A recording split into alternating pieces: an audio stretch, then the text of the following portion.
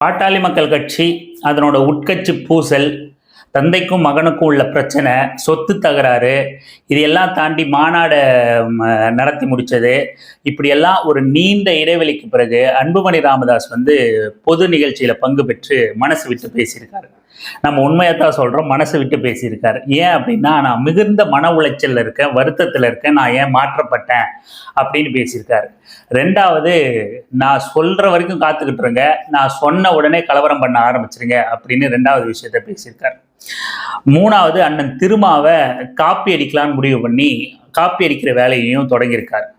இப்படி என்ன அண்ணன் திருமாவை காப்பி அடிக்கிறாரு, என்ன கலவரத்துக்கு திட்டமிட்டு இருக்காரு, எதை மனசு விட்டு மன வருத்தத்தோட மன உளைச்சல்ல இருக்குன்னு பேசியிருக்காரு அப்படிங்கிறத விவரமா பேசலாம் வாங்க. அனைவருக்கும் அரசியல் வெங்காயத்தின் அன்பு வணக்கம்.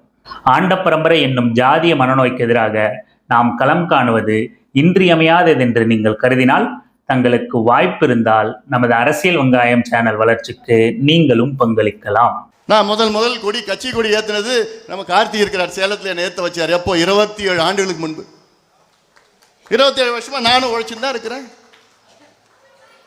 உயிரை கொடுத்து வேலை செஞ்சு தான் இருக்கிறேன். என்ன, நீங்க முன்னேறணும், சமுதாயம் முன்னேறணும். வேற எதுக்கு எனக்கு என்ன பதவி பொறுப்பு எல்லாம் நிச்சயமா எனக்கு கிடையாதுயா. நான் இன்னைக்கு பார்த்தா 78 சட்டமன்ற தொகுதிகளில் நான் அத்துணை கிராமத்திலையும் நான் கொடியேற்றிருக்கிறேன். 78 சட்டமன்ற தொகுதியில் அனைத்து கிராமங்களையும் நான் கொடியேற்றிருக்கிறேன். 20 ஆண்டு, 25 ஆண்டு, 22 ஆண்டுகள். ஒரே நாளில் 120 கொடி, அடுத்த நாளில் 120 கொடி. ராசா ராத்திரிக்கு போனேன், பவானி தொகுதியில் ஞாபகம் இருக்கு. ராத்திரி விடிய காலில் 3 மணிக்கு போகிறேன். எப்போ? விடிய காலில் 3 மணிக்கு போகிறேன் பவானி தொகுதியில். அப்படியே ஊர் 1000, 1500 பேர் பெண்கள் ஆண்கள் படுத்துட்டு இருக்கேன். ஏன்னா காலையிலேருந்து ஏற்றிட்டு இருக்கிறேன். நான் நேரம் இல்லை, ஏற்றிக்கிட்டே போகிறோம். 3 மணிக்கு போனால் பட்டாசு வெடிச்சோன்னு அப்படியே ஊர் அப்படியே உட்காருது. அந்த மாதிரி நான் என் வாழ்க்கையில் எங்கேயும் நான் பார்த்தது கிடையாது. இதுல என்னப்பா நீங்க திருமாவை காப்பி அடிக்கிறார் அப்படின்னா, அண்ணன் திருமா பண்ற பாணியில அந்த மாநாடு விமர்சனம் பண்றது, அந்த மாநாடு குறித்து பேசுற வேலையை அன்புமணி ராமதாஸ் ஆரம்பிச்சிருக்காரு. வெறும் மாநாடு குறித்து மட்டும் அப்படி பேச ஆரம்பிச்சிருக்காருன்னா இல்லை, நீங்க நேற்று பேசின பேச்ச இல்ல இனிமேல் வரப்போற அன்புமணியோட நடவடிக்கையை கவனிச்சிங்கன்னா உங்களுக்கு நல்லாவே புரிஞ்சிடும். அவர் என்ன அரசியல் எடுத்திருக்காரு அப்படின்னா, கட்சிக்குள்ள பிரதானமா அவர் எந்த வாரிசு அரசியலால உள்ள வந்துட்டாரு. அவர் கட்சிக்கு வந்த பிறகு எந்த முன்னேற்றமும் ஏற்படல, எந்த வளர்ச்சியும் ஏற்படல, கட்சி அதல பாதாளத்துக்கு போயிடுச்சு. அவர் தலைவர் பொறுப்பேற்ற பிறகு இல்ல அவர் முன்னிலைப்படுத்தப்பட்ட பிறகு கட்சி ஒரு வெற்றியை கூட சந்திக்கல அப்படிங்கிற விமர்சனம் கடுமையா வரவே, அவர் என்ன ஒரு டாக்டிஸை கையில் எடுத்து இருக்காருன்னா, நான் 2 மணிக்கு 3 மணிக்கெல்லாம் கட்சி கொடியேற்ற போவேன். 20 வருஷமா 27 வருஷமா இந்த கட்சிக்கு உழைச்சிக்கிட்டு இருக்கேன். இது வரைக்கும் எந்த மேடையிலையும் இந்த மாதிரி பேசினதே கிடையாது. அன்புமணி ராமதாஸ் நேற்று பேசியிருக்காரு. அவரோட உழைப்பு என்ன, அவங்க பிளான் போட்டிருக்காங்க, அவருக்கு யாரோ அட்வைஸ் பண்றாங்க, அரசியல் வழிகாட்டிகள் அட்வைஸ் பண்றாங்க, இந்த மாதிரி நீங்க உழைச்சிருக்கீங்கன்னு பேசுங்க, உங்க உழைப்பை பிரதானப்படுத்துங்க, நீங்க ஓய்வில்லாம மக்களுக்காக உழைக்கிறங்கிற மாதிரி பேசுங்க அப்படின்னு யாரோ சொல்லியிருக்காங்க. அதன் பொருட்டு என்ன பேசுறாருன்னா, நான் 27 வருஷத்துக்கு முன்னாடி முதல்ல கொடியேற்ற ஆரம்பிச்சேன். கட்சி கொடியை ஏத்துவோம், ஒரு நாளைக்கு 100 கோடி, 150 கோடி, 300 கோடி வரைக்கும் ஏத்துவோம். விடிய காலம் 3 மணிக்கு நான் கொடியேற்றிருக்கேன். மக்கள்லாம் அங்கேயே படுத்து உறங்கி நாங்க பட்டாசு வெடிச்சுன்னா அப்படியே எழுந்து உட்காருவாங்க.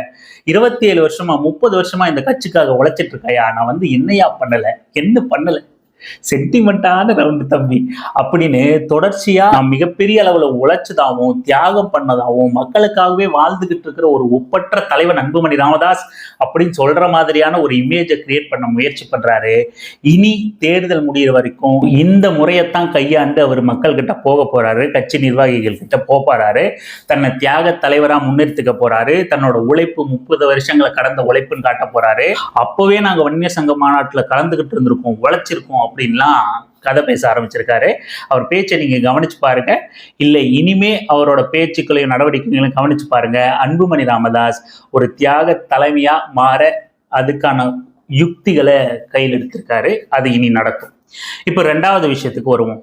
என்ன கலவரம் பண்ண சொல்லியிருக்காரு அப்படின்னா, யாராவது ஒண்ணு தகராறு பண்ண விட அமைதியா இருந்துட்டு போடா. இப்ப நீ காட்டுறது நீ சத்திரியனா சாணிக்கியனா, மாநாடு முன்னாடி பண்ணணும், அமைதியா இருக்கு. விவேகம் தான் வேணும். வேகம் அப்புறம் பார்த்துக்கலாம், நேரம் வரும். வேகம் வரப்போ எப்போ நீங்கள் வேகமாக இருக்கணும்னு அப்போ நான் சொல்கிறோம், அப்போ வரும், நேரம் வரும்.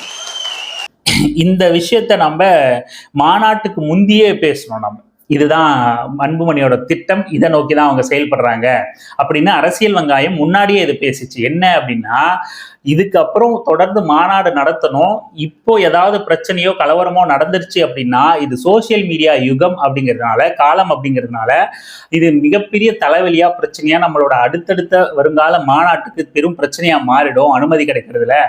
அதனால அமைதியா வாங்க, அமைதியான முறையில் நடைபெறும், அமைதியான அவர் போய் நோட்டீஸ் கொடுத்து எல்லா இடத்துலையும் மாநாட்டுக்கு அழைக்கிற மாதிரி போட்டோ ஷூட்லாம் நடத்துனாங்க இல்லையா, எல்லா இடங்கள்லையும் எல்லா அறிக்கையிலையும் எங்க பேசும்போதும் மாநாடு வரைக்கும் மாநாடு அமைதியான முறையில் நடைபெறும், வாங்கயா, எங்களுக்குள்ள வேற எந்த திட்டமும் இல்லை, முன்னாடி நடத்தும் போதெல்லாம் திட்டங்கள் இருந்துச்சு, ஆனா இப்ப எந்த திட்டமும் இல்லை, நம்ம தொடர்ச்சியா மாநாடு நடத்தணும், அதனால அமைதியான முறையில் நடைபெறும், அமைதியான முறையில் நடைபெறும் தான் மாநாட்டுக்கு அழைச்சாங்க. அப்பவே நாம சொல்லியிருந்தோம், இவங்க இந்த மாதிரி கணக்கு வச்சுக்கிட்டு தான் நம்ம தொடர்ச்சியா மாநாடு நடத்தணும் அப்படிங்கிற காரணம் கொண்டு தான் இவ்வளவு கேர்ஃபுல்லா இந்த மாநாட்டை நடத்தணும்னு அவங்க நினைக்கிறாங்க அப்படின்னு அரசியல் வெங்காயம் முன்னாடியே பேசி. அதுக்கு முன்னாடி நடத்தின மாநாட்டுல விசிகாவோட கொடி கம்பத்தை சாட்சியத்துக்கு அன்புமணி ராமதாஸ் மன்னிப்பு கேட்டார். அப்பயும் நாம சொன்னோம், அங்க மன்னிப்பு கேட்கல, அதை வேற மாதிரி கையாண்டு ஜாதி வெறியை ஊட்டுற மாதிரி அவர் பேசியிருந்தாருன்னா இந்த மாநாட்டுக்கு அனுமதி கிடைக்க சிக்கலாகும் அவருக்கு. அதனால அந்த சின்ன மாநாட்டுல மன்னிப்பு கேட்கிற மாதிரி இல்ல வருத்தம் தெரிவிக்கிற மாதிரி தெரிவிச்சு இந்த பெரிய மாநாட்டை நடத்தி சக்சஸ் பண்ணணும்னு அவர் நினைச்சாரு அப்படின்னு அப்பயும் சொன்னோம். இப்போ இந்த மாநாட்டுக்கு அமைதி காக்கிறதும் அடுத்த வருஷம் நடத்த போற மாநாட்டுக்கு 1-2 தடவை மாநாடு நடத்திட்டா அவங்களோட வழக்கமான வேலையை காட்ட ஆரம்பிப்பாங்க. அதுக்கப்புறம் இல்ல 2 முறை 3 முறை நாங்க அமைதியா தானே நடத்தணும், இது ஏதோ இந்த தடவை எதிர்பாராத விதமா உணர்ச்சி வசப்பட்டாங்க, இல்ல நாங்க காரணம் இல்ல அவங்க தான் காரணம் அப்படின்னு அப்புறம் பிரச்சனை பண்ணுவாங்க. இப்போ பண்ண மாட்டாங்க. இப்போ என்ன, அந்த மாநாடு, இந்த வன்னியர் சங்க மாநாடு, வன்னியர் இளைஞர் மாநாடு வருஷம் நடத்தல அப்படின்னா அந்த பாமக கட்சிக்கு அந்த ஒரு ஒருங்கிணைவு அப்படிங்கிறது ஏற்படாது அப்படிங்கிறத பாட்டாளி மக்கள் கட்சி ரொம்ப ஆழமா நம்புது. அந்த ஜாதி வெறியின் மூலமா மட்டும்தான் நம்ம கட்சி பக்கம் ஆட்களை ஒருங்கிணைக்க முடியுது அப்படின்னு பாட்டாளி மக்கள் கட்சி தீவிரமா நம்புது. அதுக்காக தான் மாநாடு அமைதியா நடக்கும் நடத்தி முடிச்சு அடுத்த மாநாட்டுக்கும் எதிர்பார்த்து காத்துக்கிட்டு இருக்காங்க. பேசும்போது அதனாலதான் நான் உங்களை அமைதியா வர சொன்னேன், நமக்கு இப்போ வேகம் முக்கியம் இல்லை, விவேகம் தான் முக்கியம் அப்படின்னு, சத்திரியனா இருக்கிறத விட சாணக்கியனா இருக்கிறது தான் முக்கியங்கிற வார்த்தையை பயன்படுத்தினார். எக்ஸாக்டா அப்படி முக்கியம், வேகம் தேவைதான், நான் சொல்றேன், அது வரைக்கும் வெயிட் பண்ணுங்க, வேகமா நாம இருக்கலாம் அப்படின்னு நான் சொல்லும் போது அந்த வேகத்தை நீங்க சத்திரியனா மாறிடுங்க, அது வரைக்கும் சாணக்கியனா இருங்க அப்படின்னு. அப்படியெல்லாம் சத்திரியனாவும் சாணக்கியனாவும் மாறி எல்லாம் ஆக முடியாது. சாணக்கியனா பாண்டேத்தான் இருக்க முடியும். குடிமி வச்சவனா பாண்டேத்தான் தன்னை காட்டிப்பான். ரங்கராஜ் பாண்டே இருக்கான்ல, அவன் தான் இருப்பான். ஜாதி நம்மளால மாறிக்க முடியாது. சும்மா ஒரு வார்த்தையா இருக்கலாம், சத்திரியனா இருக்கிறது சாணக்கியனா மாறுறது அப்படின்னு சொல்லிட்டு. அதுலயும் மிகப்பெரிய ஜாதி வெறி இருக்கு. சத்திரியன்னா இவனுக்கு புத்தி அறிவு இருக்காது, முட்டா பைய, எங்கன்னா காட்டு நேரத்துல மேய்வான் பாய்வான், அவ்வளவுதான், அவன் தான் புத்திசாலி, பாப்பான் தான் குடிமி வச்சவன் தான் புத்திசாலி அப்படிங்கிற ஒரு உளவியலை இந்த வசனங்கள் மூலமாகவும் தொடர்ந்து திரிச்சுக்கிட்டே வராங்க. அந்த உளவியல் கூட புரியாம அன்புமணி ராமதாஸ் நாம சத்திரியனா இருக்கிறது முக்கியம் இல்லை, சாணக்கியனா ஒரு மண்ணாவும் மாற முடியாது அங்கெல்லாம். அதே போல கலவரம் பண்ண திட்டங்கள் இருக்கு அன்புமணி ராமதாஸ் கிட்ட அப்படிங்கிறத இந்த பேச்சின் மூலமா நம்ம உணர முடியுது. அது தேர்தலை ஒட்டி நெருங்க பண்ண போறாங்களா என்ன அப்படிங்கிறத நம்ம அவங்களோட செயல்பாடுகளை கவனிக்கிறது மூலமா தான் உணர முடியும். அடுத்து 3வதா மனம் விட்டு பேசினார் அன்புமணி, மன உளைச்சல் இருக்கார் அன்புமணி நம்ம சொன்னோம் இல்லையா. வெளிப்படையா மேடையில் அவரால் தடுக்க முடியல, அந்த மேடையில யார்கிட்ட பேசுறதுன்னு தெரியல, நிர்வாகிகள் கிட்ட அழுது புலம்பியாச்சு. அப்புறம் சிஎன்ஆர் சொன்ன மாதிரி என்னென்னமோ பண்ணி அவர் தன்னோட ப்ரெஷரை அழுத்தத்தை குறைச்சிருக்காரு. ஆனாலும் அவரை மீறி அவர் ஓவர் அந்த மன உளைச்சல்ல மன அழுத்தத்துல இருக்கிறதுனால தன்னை மீறி அங்க மேடையில பேசினார். அதை அப்படியே கொஞ்சம் பேசி தொட்டுட்டு நகர்ந்துட்டார். நான் என்ன தப்பு பண்ணேன், ஐயா சொன்னது தானே நான் தினம் கேட்டு ஐயா வழியில தானே நடந்துகிட்டு இருக்கேன், அப்புறம் என்ன எதுக்கு நீங்க மாத்தினீங்க, நான் ஏன் மாத்தப்பட்டேன் அப்படிங்கிற அந்த வார்த்தையை விட்டுட்டு அதுக்கப்புறம் நகர்ந்துட்டார். கடந்த ஒரு மாதமா எனக்கு பயங்கர மன உளைச்சல், தூக்கம் இல்லை, எனக்குள்ள பல கேள்விகள் தினம் நான் கேட்டுட்டு இருக்கிறேன்.